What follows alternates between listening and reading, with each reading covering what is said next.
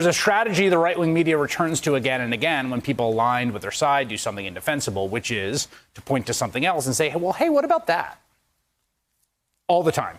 For example, when a Republican president whipped up and incited a mob of insurrectionists, and then those insurrectionists attacked the U.S. Capitol in violent pursuit of overturning a legitimate election, the right-wing media just went to the old playbook, and instead of reckoning with what had happened, what their side had done, it was like, what about Antifa? They are now doing this again, predictably, again with Marjorie Taylor Greene, a member of Congress who has literally signaled support for the murder of Democratic lawmakers. I mean, I think she says that it was someone managing her page, but that's like what happened. So this was Fox News today, the network suggesting a double standard in the treatment of Greene and Democratic Representative Ilhan Omar, someone who does not, for the record, have public support for killing her fellow lawmakers. House Republicans are using the same tactic as their media allies. So this afternoon, in response, Congresswoman Omar released a statement that reads in part, quote, "Let's be clear, this is a desperate smear rooted in racism, misogyny, and Islamophobia. The House Republican caucus, instead of holding her accountable, is now fanning the flames. Republicans will do anything to distract from the fact they have not only allowed but elevated members of their own caucus who encourage violence. It's time to stop whitewashing the actions of the violent conspiracy theorists who pose a direct and immediate threat to their fellow members of Congress and our most fundamental democratic processes." And joining me now for her first interview on all this is Democratic Representative Ilhan Omar of Minnesota. Representative, Congresswoman, did you expect that you would be pulled into this because you have become kind of the a go-to figure in these moments for the Republican Party? Sadly, this is the Republican playbook. We saw it with Donald Trump, that anytime they are faced with consequences for their actions to undermine our democracy, they blame Muslims, they blame immigrants, they blame Black people, they blame women. I just happen to embody all of these identities. And I just want to make sure, Chris, that we are clear on this. This is not about me, and it should not be about me. This is about a member of the Republican caucus who has repeatedly incited violence, and Republicans can't just wave a magic wand and attack the Black Congresswoman. It was notable that there's been a fundraising effort using you.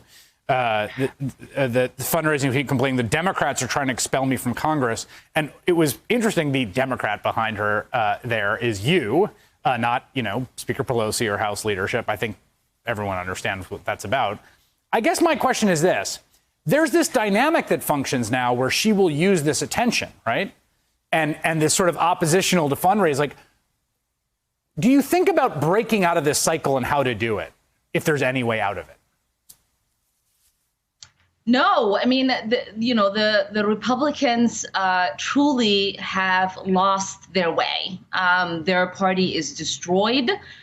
Their base now is conspiracy theorists, it's cowards, it's opportunists, it's grifters, and sadly, they're becoming the Looney Tunes. These are people who we can't take serious. They're not here to do the people's business. They are here to just be obstructionists and make a mockery of not just our government, but our country. There is, of course, this individual congresswoman who's the subject of this question today in this House Rules Committee attracted attention. She ran because of this ad with her with a gun next to you and other Democratic lawmakers. And, it just seems to me that and you tweeted about this, about feeling like this sense of threat or menace. Alexandria Ocasio-Cortez talked about this. We saw it embodied in January 6th. This is not theoretical. But just the degree to which the idea of physical intimidation, the threat of violence, of menace, of armed people has entered into the oxygen, the atmosphere of the building and the place you work, that should be a question of sort of debating politics. Yeah, I mean, and so many people have asked, could there be violence? Could this lead to violence? And, they seem to forget that 5 people have already lost their lives in the events of January 6th, including a Capitol police officer. hundreds more people could have. We currently have members of Congress who are moving their offices away because they fear for their lives. Alex talked about the trauma that she's living with and has lived with since January 6th. I sent a text message to my ex-husband and told him, if I don't make it out, please make sure you tell my children I love them. This is not a joke. This is not a game. These people are threatening to our environment. They are threatening our ability to do our work. They are really making it hard for people to survive and exist in a free democracy where debate and discourse is supposed to be celebrated. We are now living in a situation where every single caucus conversation, it's about, where can we find resources for security? How are we supposed to check if our panic buttons are working? Can we buddy up and walk the hallways because we are afraid of our own colleagues? This is insane. No other work environment that is this toxic would sustain itself, and we can't sustain ourselves as members of Congress in this situation.